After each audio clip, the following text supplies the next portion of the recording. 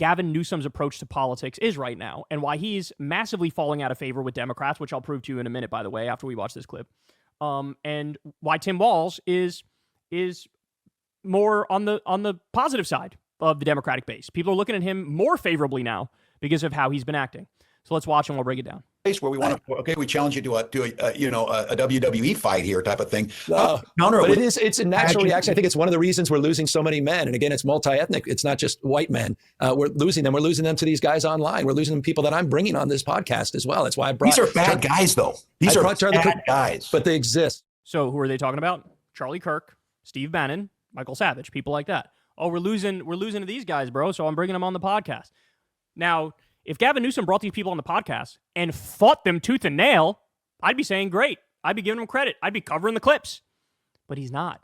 He's playing fucking patty cakes with them, right? Look at Tim Walz's reaction. When these people are brought up, he's like, these are bad guys. Which reaction is more in alignment with Democratic voters in the Democratic base? I think it's Tim's. When you think of Sloppy Steve and Charlie Kirk, and Michael Savage, these are bad guys, is the correct reaction. All right, let's keep going. And we could deny they exist. They exist. Not only they exist, they persist. And they're actually influencing young kids every single day. How do we push some of those guys back under a rock? I think we have to first understand what their motivations are. I think we have to understand what they're actually doing. And you don't I think that's racism and misogyny? I think there's a lot of that, but I don't think it's exclusively that. When you talk to a guy like Steve Bannon, he reminded me a little bit of my grandfather when he talks about working folks and he talks about how we hollowed out the industrial core of this country. I understand that. But we can dismiss the notion of election denialism. We could completely dismiss what he did on January 6th, but I don't think you can dismiss what he's saying. Reminds me a lot of what Bernie Sanders was saying. Reminds me a lot of what Democrats said 20, 30 years ago. I mean, he's arguing he hates against Musk, right? He hates Musk. He hates the oligarchy. He totally agrees with you on the concentration of monopolistic powers. Gavin Newsom is being played for an absolute fool. That's what you need to understand. Because here's the bottom line. Steve Bannon is lying, Gavin. He is lying to your face. He virtue signals and poses like, oh, I'm on the economic left, actually. I'm like against the oligarchy and stuff, bro. And then Donald Trump does a massive tax cut for the 1% corporations, and he doesn't say dick to oppose it. Nothing. When Trump backs every single thing Elon Musk is doing, cutting the CFPB, going after Social Security, right, going after flight safety officials, he might take some shots at Elon, but then when Trump comes out and says, I agree completely with Elon, Steve goes, yes, sir. He's a poser. He's a liar. By the way, he also literally committed a massive amount of fraud, stole money from the MAGA base by telling them we're going to privately fund the border wall and just took the money. And this is a guy that you're doing, well, you got to hand it to him. No, you fucking don't. You got to fight him. That's what you got to do. Completely dismisses the notion that we should extend the tax cuts for corporations and the very wealthy. He thinks and then Trump does it, and he's got dick to say. And he still says, I want Trump to get a third term. Even though Trump cut taxes for the wealthy and corporations in the first term, they're going to do it again in the second term as they're broadcasting while raising taxes on the bottom 95%. And Mr. Populist, I'm a populist, he sees Trump do this 2 separate times and goes, he's still my guy. Well, then maybe, just maybe, you're not a populist. Maybe you're not anti-oligarchy. Maybe you're not left-wing. Maybe you're a fucking liar who uses those issues to try to trick people into supporting your fascist, regressive agenda. Lower taxes for the middle class and wants to see increased taxes. I can't message to misogynists. I can't message that women shouldn't have. But I think if we say, so the point that he's making is that, like, Gavin, these people are like beyond the pale.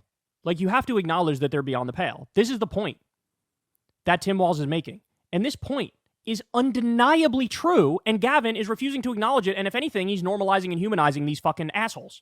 So let me prove my point here for you, because this, guys, I need you to stop and think about this. He had on 3 far-right wingers on his podcast as the first guest. One of them is Michael Savage. A lot of you are probably too young to remember who Michael Savage is. He was one of the biggest radio hosts in the country during like the Rush Limbaugh era, the Sean Hannity era, late 90s, early 2000s, right? Here's what you need to know about Michael Savage. He was banned from the United Kingdom for his extremism. He said, quote, I was very disappointed in Trump attacking white supremacy. He said trans healthcare, quote, should be outlawed. He said Bernie and Hillary are communists, and then he used the famous quote of, first they came for the rich people and I said nothing, to try to go after Bernie and Hillary. He said put down BLM protesters like feral dogs. He compared Obama to Hitler and said Obama is doing white genocide. He mocked PTSD and depression, implying it wasn't real. He called Obama, quote, the new leader of the caliphate.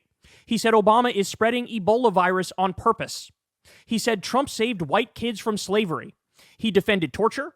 He calls left-wingers vermins. He talked about wanting to reach for his Glock to shoot lesbians. He said, quote, our children are being destroyed by gay marriage. He said, quote, the children's minds are being raped by the homosexual mafia.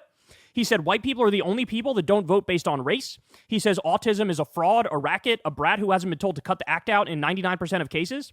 He said, quote, we have to go to war with Iran. He said, quote, our freedoms are choking us to death. He got fired from MSNBC because he screamed at a guy to, quote, get AIDS and die. And then finally, his most controversial of all this, controversial is one way of describing it. He said we should kill 100 million Muslims. This is who Gavin Newsom had on his podcast with. This is who he had on his podcast, and this is who he played fucking patty cakes with. And again, it'd be one thing if you bring him on and fight with him the entire time until you're blue in the face, dog. I'd be defending you. You didn't do that. You didn't do it. You didn't do it. And so Tim Walz's point, Tim Walz is like, I don't think he follows these people that closely, but he's sort of like the drunken master in this conversation. Right? 'Cause he's like, I don't know, Gavin. These guys are bad people. And he's right. And Gavin doesn't. Gavin's doing the stupid, like, oh, gotta meet people where they are. Or you fucking fight. Has Trump ever met anybody where they are, ever? No. And where's he sitting right now? People are misogynists, then we're falling prey. We're in that frame. Not everybody that disagrees with us is a misogynist. But Steve Bannon is. And Michael Savage is a fascist, and Steve Bannon is a fascist, and Charlie Kirk is a fascist, and these are facts. And you're too fucking chicken shit to say it, because what you're really trying to do is make inroads with the right. Oh, maybe some MAGA people will vote for me when I run in 2028. That's what you're thinking. They're fucking not going to vote for you. And they actually talk about this in the podcast where Tim Walz says, look, man, I don't think we're ever going to get the 77 million who voted for Trump in particular. I mean, maybe you get it, slice off 1 or 2% of them, maybe, right? But that's not who we're aiming for. We should be aiming for the 90 million who stayed home. Hold your base, get your base out there, get the centrists, the leftists, the liberals, get the independents, and get the apolitical people who fucking sat on the sidelines because they felt like there's not much difference between the two parties. That's who you're aiming for.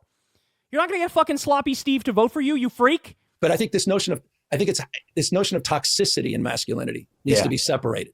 And I think it's been conflated. And I think we're going to have to work on that a little bit. And I think there is a crisis. I think some of us scare them. I think I scare them a little bit. Why they spend so much time on it. No, I'm serious, because I can fix a truck. They know I'm not bullshitting on this. Yeah. I'm not putting this in people's grill. I don't know if my identity is not hunting. My identity is not football coaching. My identity is not, a beard and a truck. I like all those things. But how did we get to this where, have they figured it out that the identity piece of this is more important than the actual substance behind it? Well, they've been doing it for decades. I mean, we've saw the welfare queens. We've seen the Southern strategy. We've seen it over and over. It's an old playbook. And we're as dumb as we want to be that we allow them to do this with CRT and ESG and DEI and every 3-letter word. And then they demonize people. Yeah, demonize, and they weaponize grievance. They other people. They talk down to people, past people. They humiliate people. They weaponize difficult issues. But the bottom line is, and I think it goes back to what we began with, is, and I applaud you for this, is we cannot continue to be on the defense reacting to this. We've got to go on the offense. We got to meet people where they are. But I also... It's so ironic he says this, because you did not go on the offense talking to Charlie Kirk, talking to Michael Savage, and talking to Steve Bannon. You just didn't. Look, I said it. I would give you tremendous credit if you did that. I'd be covering your fights with them, but you didn't do it. Think this, and this is where, this is part of the conversation I'm trying to have, is you got to respect people you disagree with, and you can't just dismiss people. We can't just turn our back on people. What you learn from those guys?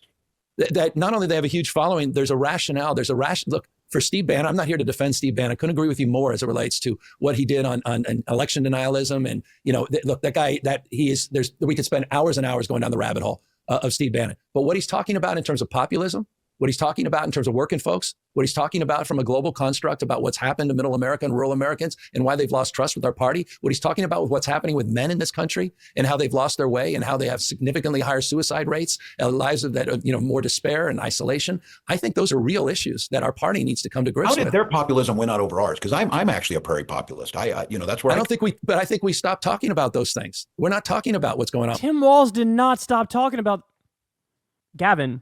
He is lying. Your whole contribution to a conversation about Steve Bannon and Michael Savage and Charlie Kirk should be, they're fucking liars. They steal Democratic issues economically when they feel like it's going to get them a leg up, but then really their main agenda is the cultural shit and fascism, right? Say that. It's not like, oh, he made a good point on the economy. No, they stole good left-wing arguments on the economy to lie to people and pretend like I'm going to do something for